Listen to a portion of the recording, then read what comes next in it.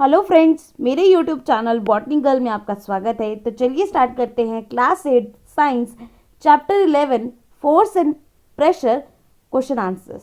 तो question answer start करने से पहले अगर आपको मेरी वीडियो अच्छी लगे तो प्लीज़ मेरी वीडियो को लाइक करें, कमेंट करें और मेरे चैनल को सब्सक्राइब करना बिल्कुल ना भूलें and press the bell icon ताकि आपको मेरी सारी न्यू वीडियोज़ की नोटिफिकेशन तुरंत मिलती रहे। तो चलिए स्टार्ट करते हैं। Question number 1 is give two example each of the situation in which you push or pull to change the state of motion of object। Question number 1 में आपको ये बताना है कि आपको कोई दो एग्जाम्पल देने हैं ऐसी सिचुएशन के जहां पर आप पुश और पुल कर रही हो जिसकी वजह से जो स्टेट ऑफ मोशन जो है उसमें चेंज आ रहा हो ऑब्जेक्ट के। द आंसर इज, अगर हम पुश करते हैं, पुश का एग्जाम्पल है we close drawer by pushing. हम जो ड्रॉर है उसको क्लोज करते हैं पुश करते हुए टाइम पुश करते हैं मुझसे तब वो क्लोज होता है।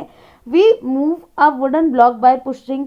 हम एक वुडन बॉक्स या ब्लॉक को हम मूव करते हैं पुश करके। पुल के एग्जाम्पल है we draw water from the well by pulling the rope. हम जो कुआं है उससे वेल से पानी निकालते हैं पुल करके रोप के थ्रू। एंड हॉर्स जो है वो पुल करता है कार्ट को। Question number 2, give two example of the situation in which applied force cause a change in the shape of object.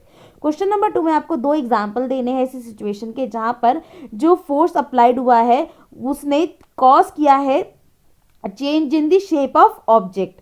तो दो एग्जाम्पल है, by pressing the clay between the hand it deform. अगर हम अपने hand से clay को press करेंगे तो उसकी जो शेप है वो डिफॉर्म हो जाएगी। Second example is the shape of plastic bottle change bye squeezing it. जो शेप है प्लास्टिक बॉटल की वो चेंज हो जाएगी अगर हम उसे स्क्वीज करेंगे, दबाएंगे तो। Question number 3, fill in the blanks in the following statement. Question number 3 में आपको फिल इन द ब्लैंक्स करना है इन फॉलोइंग स्टेटमेंट में।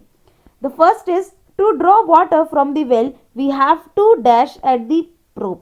देखिए, हमें पानी निकालने के लिए वेल से क्या करना पड़ेगा, रोप को हमें रोप से पुल करना पड़ेगा उसको। तो आंसर इज पुल।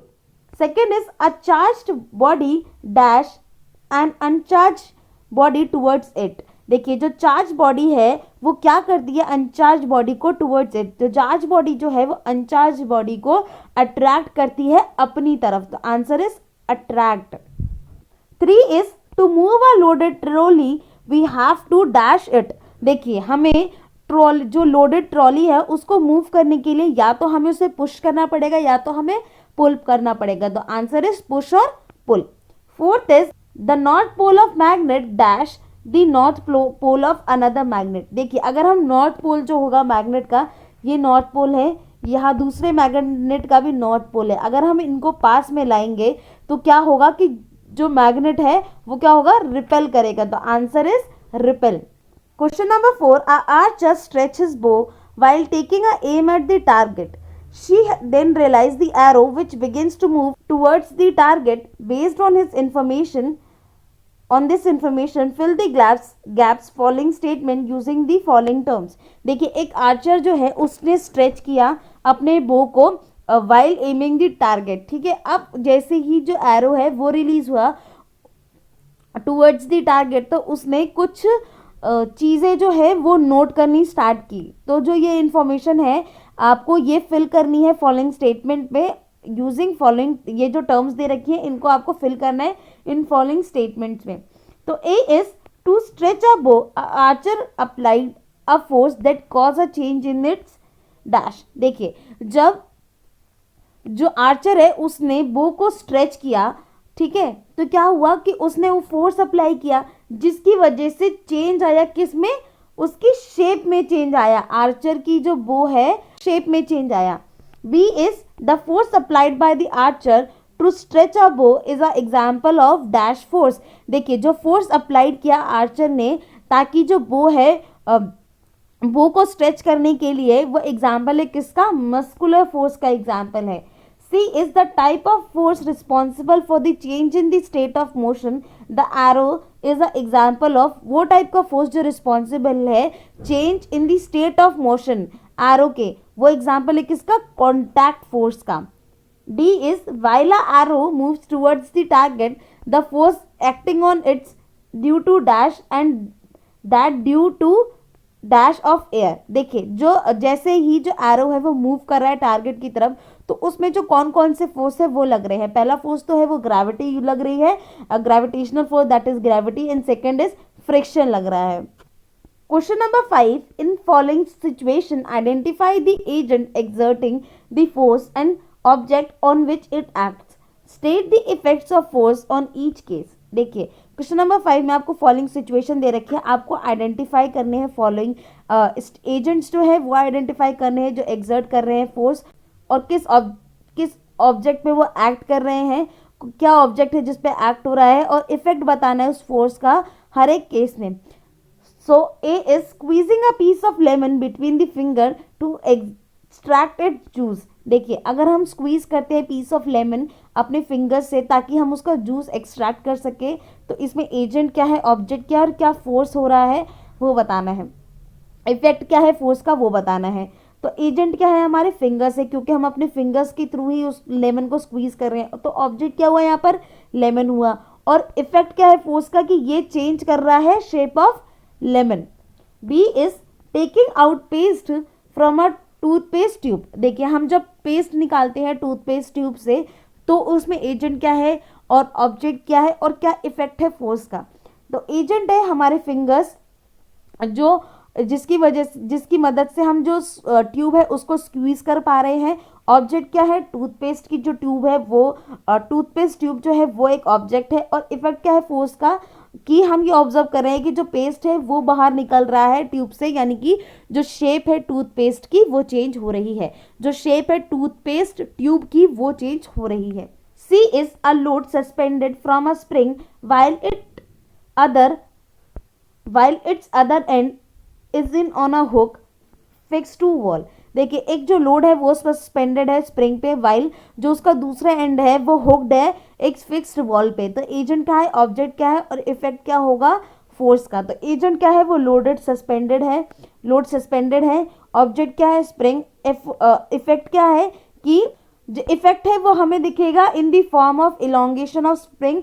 जो स्प्रिंग है वो उसका इलोंगेशन हो रहा है, और इस तो जो स्प्रिंग है उसकी क्या हो रही है, शेप चेंज हो रही है।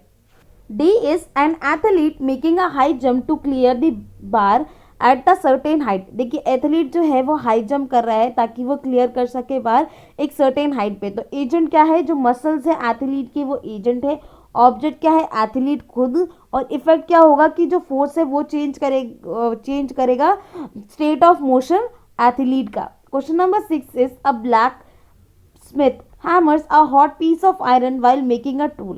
How does the force due to the hammering affect the piece of iron? देखिए तो जो आंसर है the black Smith uses his muscular force. जो ब्लैक स्मिथ है वो अपने मस्कुलर फोर्स का यूज कर रहा है while hammering the hot piece of iron। जो हॉट पीस है आयरन का उसको मारते टाइम जो मस्कुलर फोर्स है वो हेल्प कर रही है उसको जो आयरन की शेप है उसको चेंज करने में, ताकि एक डिजायर्ड जो शेप है वो मिल सके। Question number 7, a inflated balloon was pressed against a wall after it has been rubbed with a piece of synthetic cloth. It was found that the balloon stick to the wall. What force might be responsible for the force of attraction between the wall and the balloon? देखिए question number 7 में ये बोल रहा है कि inflated balloon जो है उसको प्रेस किया गया अगेंस्ट दी वॉल। पहले उसको सिंथेटिक क्लॉथ में उसको रब किया गया, फिर उसको प्रेस किया गया वॉल के ऊपर। अब हमने ये देखा कि जो बलून है वो वॉल से स्टिक हो जा रहा है। आपको ये बताना है कि कौन सा फोर्स जो है वो रिस्पॉन्सिबल है कि जो बलून है between the attraction of balloon and the wall. The answer is when an inflated balloon rubbed with a piece of synthetic cloth। जैसे ही जो inflated balloon है वो रब किया गया with the piece of synthetic cloth, तो वो क्या हो गया, वो जो inflated balloon है वो क्या हो गया, चार्ज हो गया। अब जो चार्ज बॉडी है वो अट्रैक्ट करती है अनचार्ज बॉडी की तरफ, इसीलिए जो चार्ज बलून है जब हमने उसे प्रेस किया वॉल के अगेंस्ट तो वो स्टिक हो गया। इससे ये पता चला कि जो इलेक्ट्रोस्टैटिक फोर्स जो है वो एक्ट कर रहा है बिटवीन चार्ज्ड बलून और वॉल के बीच में। Question number 8, name the forces acting on a plastic bucket containing water held above the ground level in your hand. Discuss why the force acting on the bucket do not bring a change in the state of motion. Question number 8 में आपको कौन से ऐसे forces जो हैं वो act कर रहे हैं प्लास्टिक बकेट में जो कंटेन करती है वाटर, अगर हम उसे ग्राउंड लेवल से ऊपर पकड़ के रखते हैं हाथ में, और ये बताना है कि क्यों जो फोर्सेस एक्ट कर रहे हैं बकेट के ऊपर वो चेंज नहीं ला रहे हैं उसकी स्टेट ऑफ मोशन में। तो कौन कौन से जो फोर्सेस है वो एक्ट कर रहे हैं, तो फर्स्ट इज मस्कुलर फोर्स जो है वो एक्ट कर रहा है किस डायरेक्शन में, अपवर्ड डायरेक्शन में जो है वो एक्ट कर रहा है, वेयर एज जो ग्रेविटेशनल फोर्स है वो कहाँ एक्ट कर रहा है, डाउनवर्ड डायरेक्शन में एक्ट कर रहा है। और बोथ जो फोर्सेस हैं वो चेंज नहीं ला रहे हैं स्टेट ऑफ मोशन में, क्योंकि जो दोनों फोर्सेस हैं वो एक्ट कर रहे हैं इक्वल और अपोजिट डायरेक्शन में। देखिए कि जो मस्कुलर फोर्स है वो तो अपवर्ड डायरेक्शन में एक्ट कर रहा है, लेकिन जो ग्रेविटेशनल फोर्स है वो डाउनवर्ड डायरेक्शन में एक्ट कर रहा है। तो कोई भी स्टेट में चेंज क्यों नहीं आ रहा है, क्योंकि जो दोनों फोर्सेस है वो एक्ट कर रहे हैं इक्वल और अपोजिट डायरेक्शन में, जिसकी वजह से जो इफेक्ट है फोर्स का वो कैंसिल आउट हो जा रहा है। Question number 9 is a rocket has been fired upward to launch a satellite in its orbit. जो रॉकेट है उसको फायर किया गया अपवर्ड डायरेक्शन में to launch a satellite orbit, उसकी ऑर्बिट में। अब आपको कोई भी बताने हैं, दो फोर्सेस के नाम बताने हैं जो एक्ट कर रहे हैं रॉकेट पे इमीडिएटली जैसे ही वो लीव किया गया, छोड़ा गया उसे लॉन्चिंग पैड से। तो आंसर इज पहला क्या है, ग्रेविटेशनल फोर्स जो एक्ट कर रहा है डाउनवर्ड डायरेक्शन में, और फ्रिक्शनल फोर्स जो है वो एक्ट कर रहा है उसकी अपवर्ड डायरेक्शन में। तो यानी कि दो कौन से फोर्सेस एक्ट किए, एक तो ग्रेविटेशनल फोर्स और एक फ्रिक्शनल फोर्स जो है वो एक्ट कर रहे हैं। Question number 10, when we press the bulb of dropper with its nozzle kept in the water, air in the dropper is seen to escape in the forms of bubbles. Once we release the pressure of bulb, water get filled into the dropper. The rise of water in the dropper is due to, देखिए जैसे ही हम जो dropper का bulb है उसको press करते हैं तो उसकी जो नोजल है उसको हमने पानी में वाटर में डिप करके रखा हुआ है, तो जो एयर होती है ड्रॉपर के अंदर वो एक्सकेप करना स्टार्ट हो जाती है in the form of bubble, और जैसे ही जो प्रेशर है हम उसको रिलीज करते हैं, जो वाटर है वो फिल हो जाता है ड्रॉपर के अंदर। अब जो ये राइस है वाटर का ड्रॉपर के अंदर वो किस वजह से हुआ है, तो ऑप्शन है pressure of the water, option B gravity of earth, option C shape जो है रबर बल्ब की वो ऐसी है, या डी एटमॉस्फेरिक प्रेशर की वजह से। The answer is atmospheric pressure की वजह से जो राइज हुआ है वाटर में। Answer is due to the atmospheric pressure there is rise of water in the dropper. क्यों हुआ है, क्योंकि क्यों हुआ है, क्योंकि जब एयर एक्सकेप करती है नोजल से जो एटमॉस्फेरिक प्रेशर है वो एक्ट करता है वाटर के ऊपर, जो फोर्स करता है वाटर को to fill the nozzle of the dropper. तो आज के लिए इतना ही। अगर आपको मेरी वीडियो अच्छी लगे तो प्लीज़ मेरी वीडियो को लाइक करें, कमेंट करें और मेरे चैनल को सब्सक्राइब करना बिल्कुल ना भूलें, and press the bell icon ताकि आपको मेरी सारी न्यू वीडियोस की नोटिफिकेशन तुरंत मिलती रहे। Thank you so much.